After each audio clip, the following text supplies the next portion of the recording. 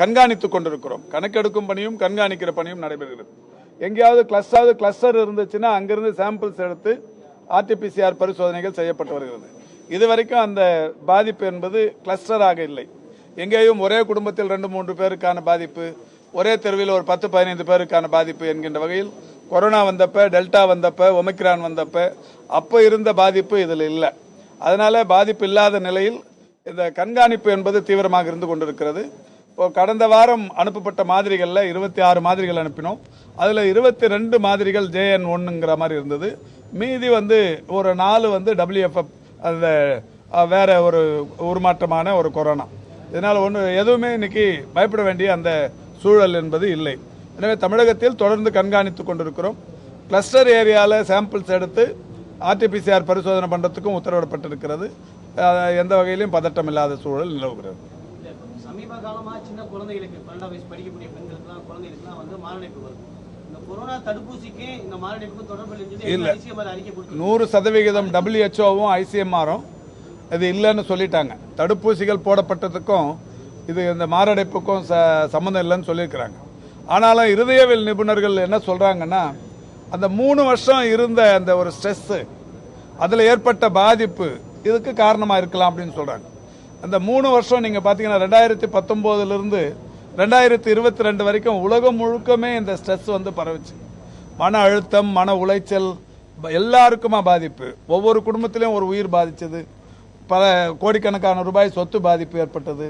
சிறு தொழில், பெருதொழில் எல்லாத்துக்கும் மூடு விழா நடைபெற்றது.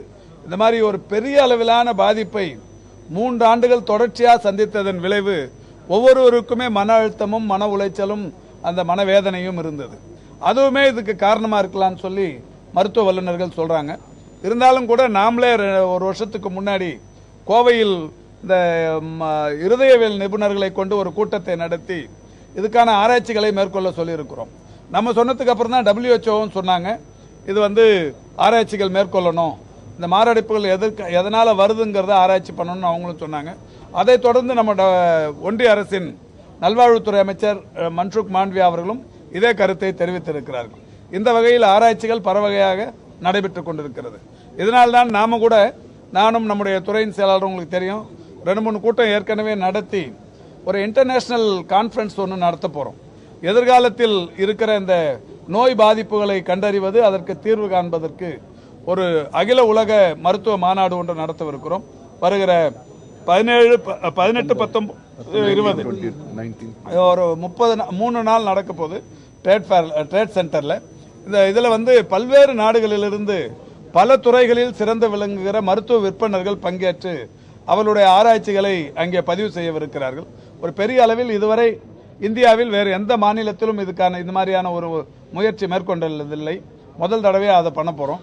இது மாதிரி தொடர்ச்சியாக தமிழ்நாடு இந்த எதிர்காலத்தில் நாம் சந்திக்கவிருக்கிற ஒரு அந்த நோய் தன்மைகள், இப்ப இருக்கிற இந்த ஒரு அபரித சூழல், இதுக்கெல்லாம் தீர்வு என்கின்ற வகையில் பல முயற்சிகளை மேற்கொண்டு வருகிறோம்.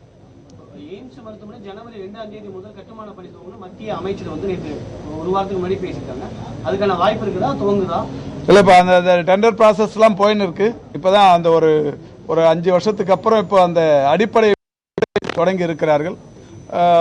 இன்னொன்று, மார்ச் மாதம் தேர்தலும் வரப்போகுது. அதுக்காக இந்த முன்கூட்டியே இந்த அறிவிப்புகளும் வருதுங்கிறத நம்ம மனசில் வச்சுக்கணும்.